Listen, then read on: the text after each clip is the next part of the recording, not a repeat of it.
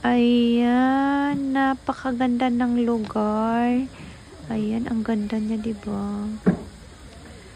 Sa paligid pa lang makikita mo, napakaganda at napakaano yung lugar ba, tahimik.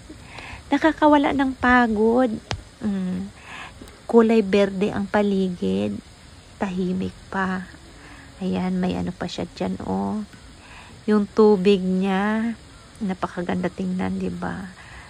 Ngayon, tuloy tayo sa unahan at may nakita tayong, ayan, ano kaya ito? Halik kayo, pasok tayo. Ayan, oh.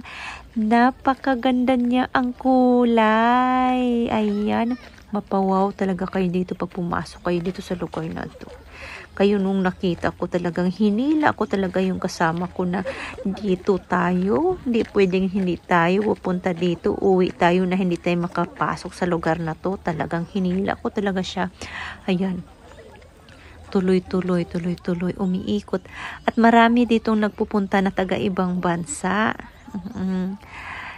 Kumukuha sila ng mga larawan. At saka syempre, nakadamit ng wow din kasi ang kanilang pagkumuha sila ng ng larawan sa likod nila, hindi ba kayo mapawaw yan kung ito yung kasama nyo sa sa pagkuha ng larawan? Hindi talagang mo talaga maisip mo na ay andito ako sa ulap na kulay pink. Pati nga rin ako kung alam ko lang na may ganito ang dito sa parke na ito. Sana din ako, nag-wow din ako ng damit. Ayan, naglalakad na lang dyan. Pero pakiramdam niya nandyan din siya sa sa ulap na kulay pink, di ba? Ayan pa, pa siya, pahawak-hawak din. Napakaganda talaga, as in. Napakaganda niya, hindi ka magsasawa. Ang ganda. Para siyang cotton candy, di ba? Pink cotton candy. Kaya ayan.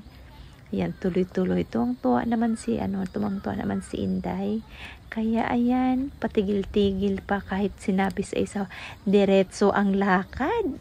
Ay hindi ka makadiretso ng lakad dahil tingnan mo naman yung paligid, napakaganda, diba? Paano ka makadiretso ng lakad kung yan ang nilalakaran mo ay napakaganda ng lugar? Syempre hinto-hinto ka talaga. Diba? Ayan, kasi ninamnam niya yung kagandahan ng nasa paligid. Kaya maraming salamat po sa inyong pagpanood sa aking palabas. Sa ulitin ulit.